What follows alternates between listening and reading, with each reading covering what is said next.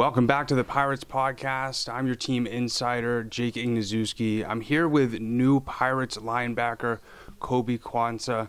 And so, Koby, I want to first start off. You have a pretty interesting story, growing up in Ghana, and I want to sort of ask you a little bit about your experience growing up there.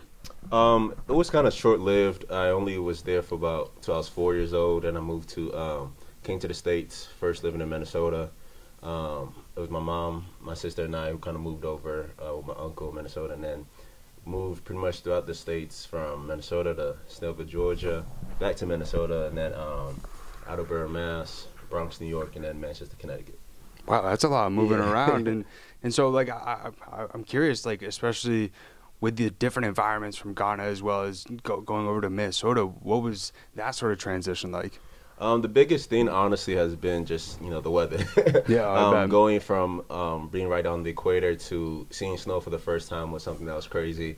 And I think it's also helped, the moving around has helped me growing up, just, being able to adapt and adjust to different, like, locations, environments, and people, going from Minnesotians to Canadians, or whatever you want to call them. That's, it's always kind of broadened my horizons to see, how different people interact, move around. And I don't know, I feel like I'm able to adjust wherever I'm at. Makes sense. I bet you can never forget, especially when you saw your first snowfall, as well as when you made your first snowman as well. Yeah.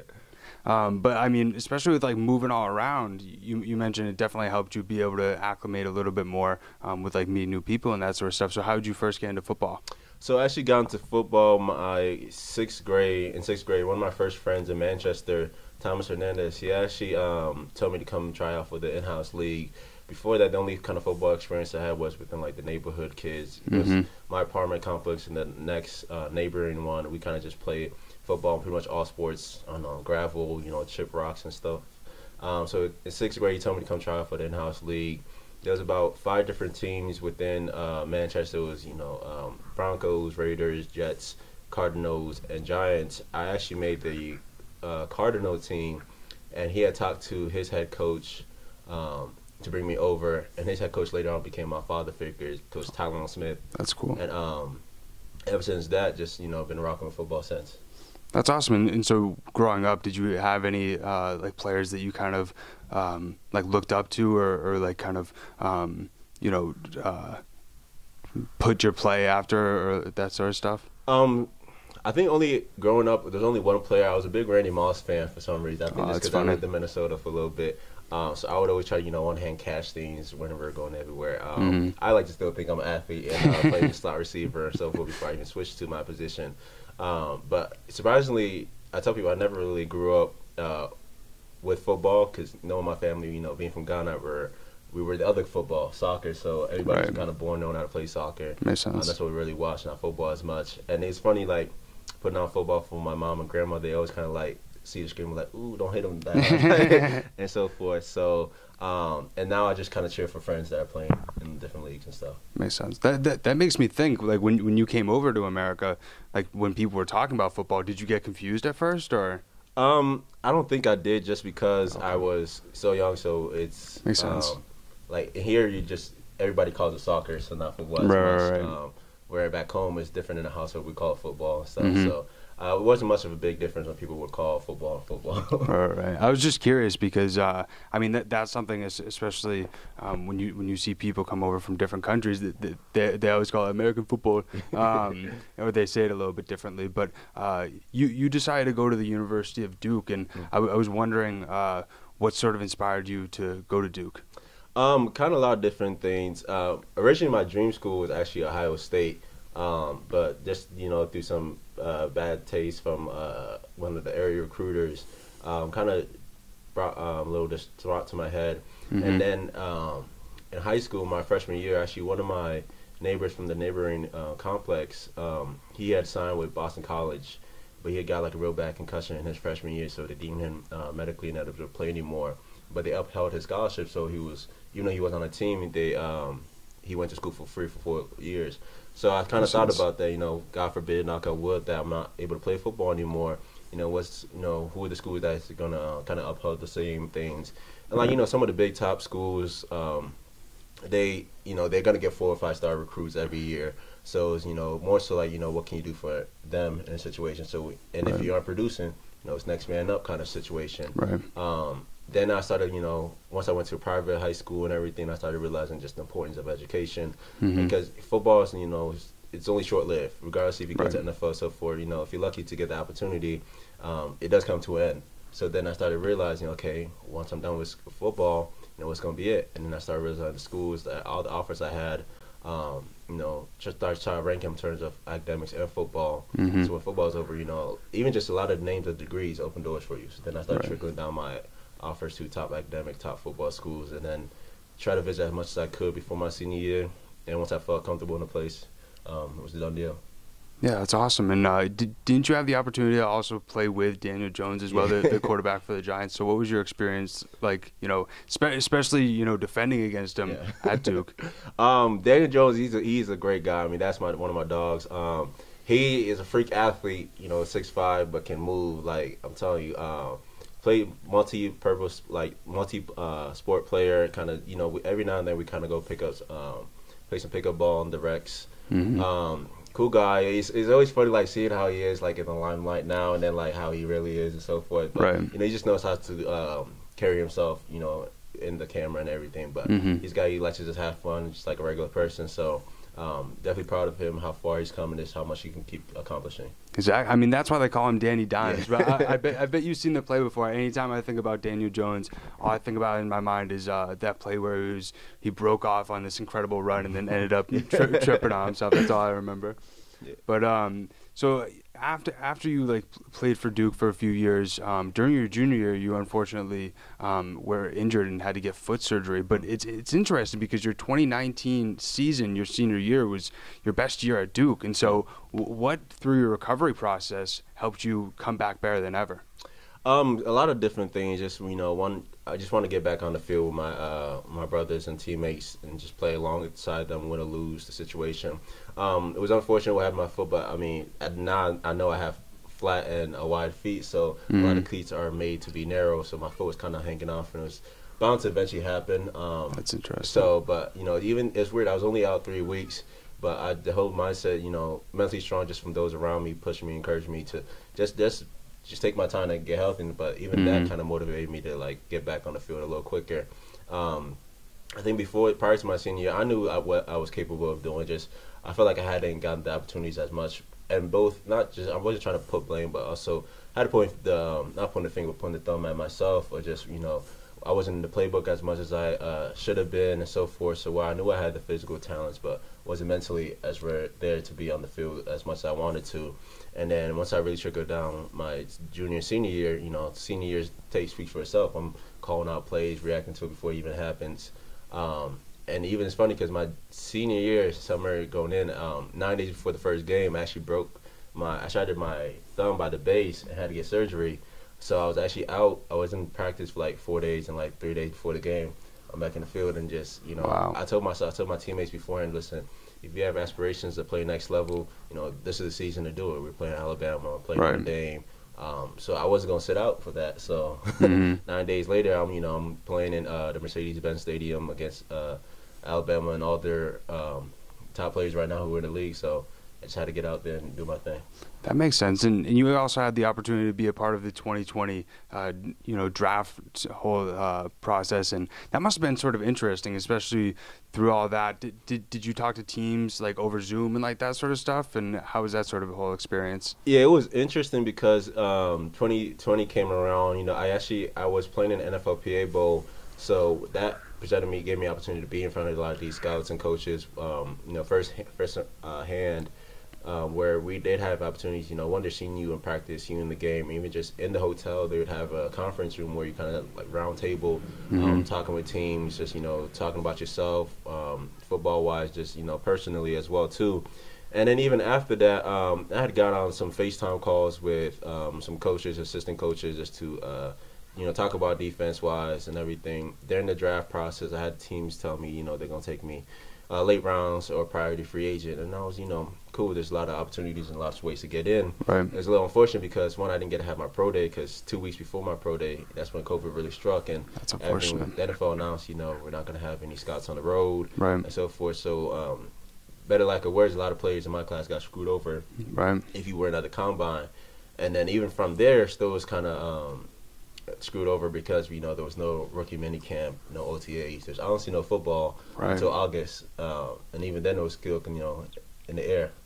Yeah, I didn't even think about that, and obviously that unfortunately put you at a disadvantage. I mean, because you had 8 teams knocking at your door, and did that sort of motivate you, especially unfortunately going undrafted? Now playing with the Pirates this next upcoming season, does that kind of motivate you going into this season to show NFL teams that they missed out on a prime player? Oh yeah, for sure. I mean, every day it's funny because I had players that I was training with, both in the NFL, from B.J. Hill and Cordell Patterson, and even just guys that were in my draft class that I was training with, such as Kendall Hinton and so forth, where they made camps and stuff, and they would tell me like, there's nobody out here really in linebackers that's as good as I'm like, I know that. Right. But just things shake down in the system wise. But it's weird. It's like, after the draft, it was kind of, phone was silent, didn't hear anything from any team for a while. But the way I am, I was, even like football came to an end, I know I would always kind of just be in shape, stay kind of geared as if I'm ready to play anyway. And that's what I pretty much did for 18 months straight coming out. And then this past summer, actually, I had gone to the Hub Football event, which is this street free agent platform created by Don Yee, Tom Brady's agent, where it gave pretty much veterans, young you guys, opportunity to get seen in front of NFL scouts, because NFL and CFL scouts, just because I know the biggest thing what I was realizing was I actually learned there's a difference between pro scouts and college scouts. I didn't know there was a difference. Me college either. scouts who just really watch college players coming out, and then pro scouts who watch guys from practice squads and so forth. But my class, we were in a weird area because you're not a college player anymore. You've been down to pros. Right. So again, it gave you opportunity to get seen. It's just shirts and shorts. But I had gone to 2. I tried to time it perfectly in terms of the first one I went to was March of 2020, right before free agency started. Try to get seen right before. At this point, decisions being made, so see what can happen there. Nothing really unfolded from there, but I still gotta show myself and all the teams out there. And then July, I went again for another one, and I went out there, did my same thing again, and this time I actually got a scout from the Seahawks who came up to me, and was like, what's the closest airport to you? A couple weeks we got camp coming up.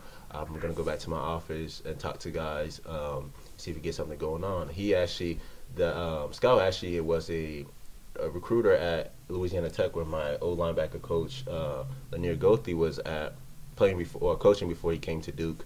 So, feeling good, everything. I was like, this is what we needed. 2 weeks later, they ended up giving me a call, telling me going to fly me out that weekend for a workout. They ended up canceling, unfortunately, just because they had to sign somebody that they had brought in a couple weeks prior. So, for like a couple hours a day, I was like a little distraught. But then I, try to have a positive mindset, thinking, listen, we waited 18 months not knowing anything was going to happen. Exactly. When they say stay ready because you never know, that's really the motto. Because I was staying ready, and they called me, so it's really just go time at that point. So same thing's going on now, and then with the new agents I signed with, just try to provide film to teams, but when it comes down to it, they want to see you in action.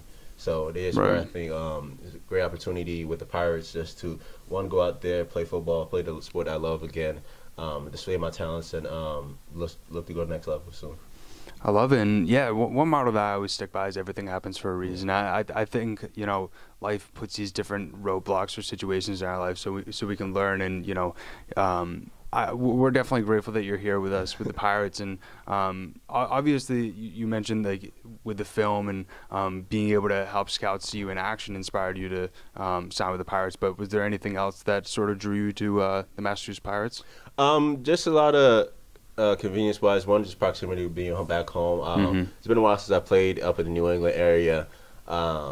And just, right now I was currently, in a career path and career job and stuff. So I already had a couple teams reach out to me, but they were all West Coast. And the biggest thing was, I know my job is remote currently, but, if I moved out West Coast, it'd be a whole different time change, and the Makes possibility that my job tells us to go back to the office would cause a problem. Right. So, while reaching out to teams, I just wanted to be upfront, let them know what I had going on as well, Right. and making sure there was no conflict. So just, in terms of how Pirates, go about their operations with practice, games and so forth, just the best opportunity here so I can stay in my job without leaving before a year has come by, and then not have any conflicts and get both jobs done. So that was a big thing.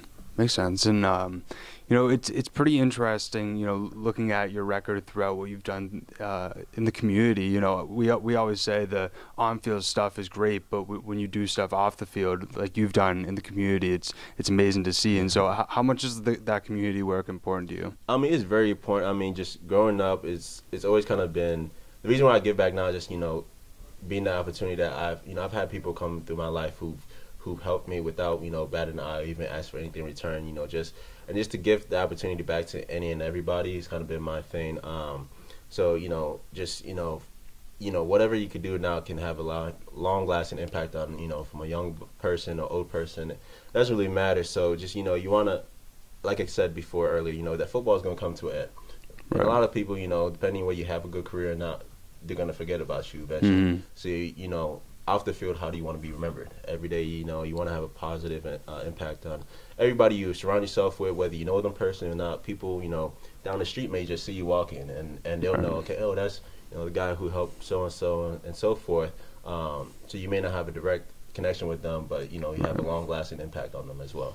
Yeah, I think that's a huge thing as well. Something that I've tried to remind myself about is, like, what's your legacy going to be? I mean, even as deep as it is, like, at your funeral, how will people remember you? It's the reality of the situation. But I read something as well that, like, after football, your aspirations are focused on helping kids with mental health issues, and I think that's incredible, man. Especially somebody who's like 22, almost 23, seeing what social media has done for kids my age and even younger. It's very unfortunate. So talk a little bit about that. Yeah. So I'm still kind of like debating that kind of path right now, just because I finished school. Without that, so kind of going back to school would be a little problem going into that. So, I mean, eventually I want to go back to school, get my master's in psych so I could go into clinical. Cool. Biggest thing is I want to go into a more focused behavioral and cognitive psych where I can help little kids, kind of help eliminate that mental issue while they're younger before they become more problematic while they're older. Right. Biggest thing why, because me being from Ghana, a lot of other countries, like African countries, don't, mental health isn't a thing really. You ask my mom or grandmother, say like I'm depressed, they kind of look at you funny like, what is that? Yeah. Kind of thing. So while the U.S. and a couple other countries have a big, emphasis on it, we have a whole mental health awareness month and so forth. So there's more emphasis here. But as a foreigner who came into the States, it's better now, but coming in, again, a lot of those parents don't have that mindset as well. So they don't understand that where their kids are being, immersed into like American culture, being around their friends who have more prevalence on that in their minds, where you're not thinking about that. So that's more impacting them, but they don't have the opportunity to go home and like talk about that. They may do at school if they're open to speaking about it, but at home it's not the same. So where that may impact them a little more or differently. So again, just being able to help them out with that while they're younger before it becomes more lasting. Because as things add on, it's harder to break down that 1,000%. situation. So. Yeah, that's one of the biggest reasons now. But I mean, right now I'm actually in the sales role with Oracle, so definitely learning a lot there and seeing what happens. Maybe I'll go back and follow that path with psych. 100%, man. Well, I mean, you can also do stuff just as using your voice like you are right now, because I'm a big mental health advocate as well. Just promoting it's okay not to be okay. I think that's a huge thing as well, and I think it's amazing, sort of like the mindset that you have with like the younger kids as well. But for Pirates fans who want to get to know you a little bit and are excited to watch you on the field, is there any message that you have for them? The only message I have, man, we just about to put on a show on and off the field. That's the biggest thing. I love it. This is the Pirates Podcast, Episode 3. Make sure you subscribe on whatever audio platform you're listening to, and also on YouTube to get updated for weekly episodes. Thanks so much for watching.